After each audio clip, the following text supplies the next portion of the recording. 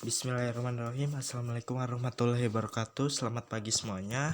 Perkenalkan, kami dari kelompok 7 ingin mempresentasikan tentang hasil presentasi kelompok kami tentang analisis laporan keuangan mengenai analisis sumber dan penggunaan dana. Sebelumnya perkenalkan, saya sendiri Gusti Saputra dan teman saya Azaria Kevin Ainori Nasution.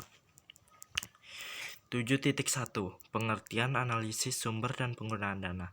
Analisis sumber dan penggunaan dana atau source and use of fund analysis atau sering juga disebut dengan fund flow atau cash flow statement analysis atau analisa aliran dana merupakan alat analisa finansial yang digunakan untuk mengetahui dari mana dana didapatkan dan untuk apa dana itu digunakan.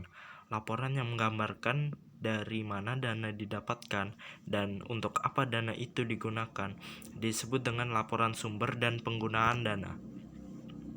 Pengertian dana yang digunakan dalam analisis sumber dan penggunaan dana dalam artian sempit diartikan sebagai kas, sedangkan dalam artian luas diartikan sebagai modal kerja.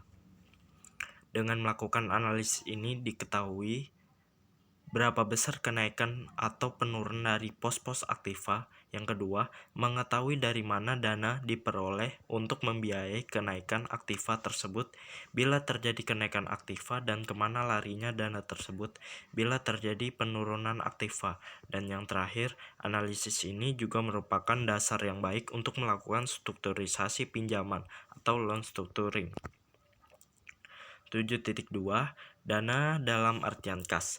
Langkah-langkah penyusunan laporan sumber dan penggunaan dana. Yang pertama, menyusun laporan perubahan posisi keuangan yang menggambarkan laporan posisi keuangan dari dua periode yang ingin dianalisa, atau bulanan ataupun tahunan. Yang kedua, mengelompokkan perubahan-perubahan tersebut dalam golongan yang memperbesar kas dan memperkecil jumlah kas. Yang ketiga, mengelompokkan elemen-elemen dalam laporan rugi laba atau laporan laba ditahan ke dalam golongan yang memperbesar jumlah kas atau memperkecil jumlah kas. Dan yang terakhir, mengadakan konsolidasi dari semua informasi tersebut ke dalam laporan sumber-sumber dan penggunaan dana. Sumber-sumber dana dalam artian kas. Sumber-sumber dana berasal dari Bambang Rianto 1990 ayat 268. Yang pertama, berkurangnya aktiva lancar selain kas. Yang kedua, berkurangnya aktiva tetap. Yang ketiga, bertambahnya setiap jenis utang. Yang keempat, bertambahnya modal. Dan yang kelima, adanya keuntungan dari operasi perusahaan dan juga penyusutan. Penggunaan dana dalam artian kas. Penggunaan dana terjadi bila Bambang Rianto 1990 ayat 269. Poin yang pertama mengatakan bertambahnya aktiva lancar selain kas. Yang kedua, bertambahnya aktiva tetap. Yang ketiga, berkurangnya setiap jenis utang. Yang keempat, berkurangnya modal. Yang kelima, pembayaran kas dividen. Dan yang terakhir, adanya kerugian operasional perusahaan. 7.3 Dana dalam artian modal kerja. Dana laporan sumber dan penggunaan modal kerja tidak tercantum di dalamnya. Sumber-sumber dari penggunaan dana yang berasal dari unsur-unsur modal kerja sendiri, karena perubahan-perubahan yang hanya menyangkut unsur-unsur aktiva lancar dan hutang lancar saja. Kedua accounts tersebut disebut current accounts, tidak akan mengakibatkan perubahan modal kerja atau neto. Apabila sumber lebih besar dari penggunaan, berarti mempunyai efek positif terhadap modal kerja, yaitu akan menambah modal kerja. Sebaliknya, jika penggunaan lebih besar dari sumber, maka efeknya adalah memperkecil modal kerja. Dan jika sumber sama dengan penggunaan, maka tidak ada efek terhadap modal kerja. Artinya, modal kerja tidak berubah. Sumber-sumber dana dalam artian modal kerja. Sumber-sumber dana ini berasal dari yang pertama berkurangnya aktiva tetap, yang kedua bertambahnya hutang jangka panjang, yang ketiga bertambahnya modal, yang keempat adanya keuntungan dari operasional perusahaan, dan yang terakhir ialah penyusutan. Penggunaan dana dalam artian modal kerja. Penggunaan dana terjadi bila bertambahnya aktiva tetap. Yang kedua, berkurangnya hutang jangka panjang. Yang ketiga, berkurangnya modal. Yang keempat, pembayaran kas dividen. Dan yang terakhir, adanya kerugian dari operasional perusahaan.